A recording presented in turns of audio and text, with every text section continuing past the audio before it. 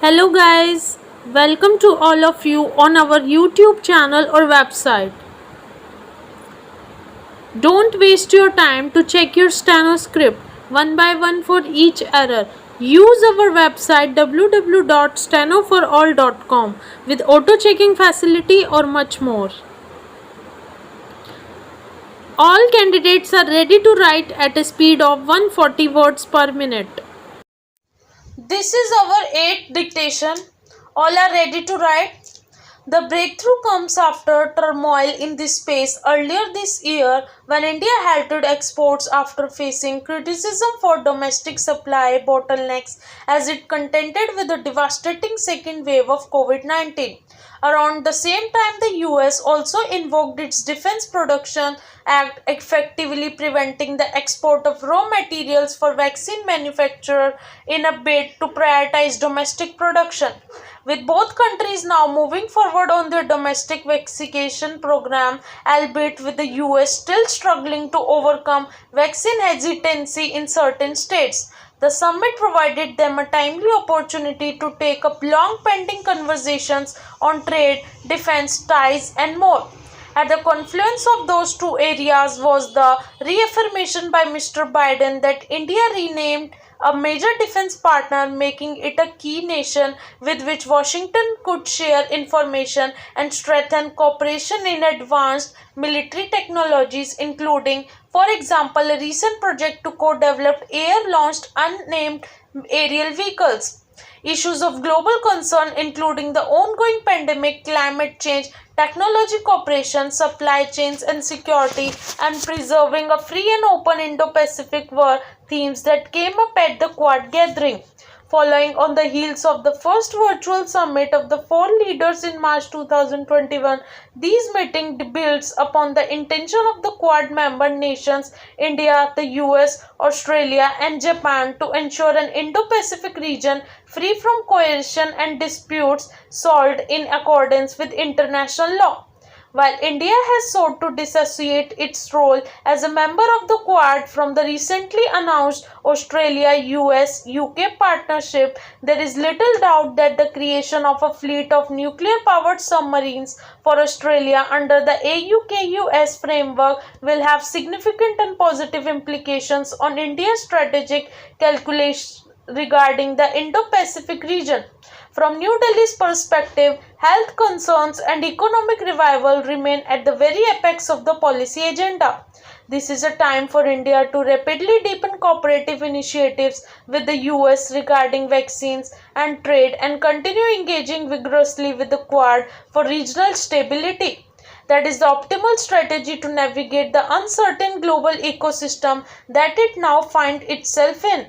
The controversy over the recent amendment to the Rajasthan Compulsory Registration of Marriages Act is unnecessary, as it clearly does not amount to validating or legitimizing child marriage. However, the issue made by the opposition and the National Commission for Protection of Child Rights may occasion a reconsideration of the legal framework dealing with child marriages that continue to take place despite a statutory prohibition. The Rajasthan law enacted in 2009 provided for compulsory registration of all marriages. It is largely similar to the enactments in other states and is based on the Supreme Court's verdict in Seema versus Ashwani Kumar, which directed that all marriages in India should be registered. The original law itself did not exclude registration of child marriages, and all that the amendment does is to change the age at which the obligation to register shifts from the parents or guardians to the parties to the marriages. Earlier, it was the duty of the parties to the marriage to submit a memorandum on their marriage to the registrar if they were both above 21 years, and if younger, it was the duty of the parents or guardians. The amendment changes this age limit to 21 for men and 18 for women. It is difficult to see this change authorizing the bride herself to participate in the marriage registration after the age of 18 as one that permits child marriage. Under the law, child marriages are not void but only voidable at the instance of one of the parties, who may approach the court for nullifying the marriage within 2 years of attaining majority. Registering such a marriage may help establish the legal rights of the underage party and those of any children born and deter any attempt to deny the marriage later. It may even help prosecution of those solemnizing child marriages and implement provisions relating to prosecution of those solemnizing child marriages and implement provisions relating to maintenance and residence of the girl whose marriage is invalidated later. Nothing prevents the marriage registrar from alerting the child marriage prohibition officer after registering the marriage. One must note that there was never any specific prohibition on registering child marriages. Even the Supreme Court observed that even though registration itself could not be proof of a valid marriage as such, it would have great evidentiary value in the matters of custody of children. Right of children born from the wedlock of the two persons whose marriage is registered and at the age of parties to the marriage. As a fallout of this controversy, Parliament ought to consider the Law Commission's recommendation to amend the Prohibition of Child Marriage Act 2006 to make child marriages below 16 years void and those solemnized when either party was between 16 and 18 voidable. Over the years, many of Bihar's districts have been facing serious challenges with recurrent and massive flooding. This year too, it has been a double whammy of flooding and the novel coronavirus pandemic. It is the right time to look at some of the key aspects of Indo-Nepal flood management under the existing arrangements of India's federal system that offers enough room for better coordination between the center and the state governments. The background: some of Nepal's biggest river system originate in the Himalayan glaciers which then flow into India through Bihar. During the monsoons, these river systems flood, causing many problems for Bihar. It is a necessity that there is process-driven coordination between the center and the government of Bihar to handle the flooding in Nepal's Terai and North Bihar. As part of the long-term measures to address the problem of massive and recurrent floods in Bihar, the Joint Project Office Biratnagar was established in Nepal in August 2004 to prepare a detailed project report to construct a high dam on the Nepal side. The government of Bihar has raised the matter at regular intervals.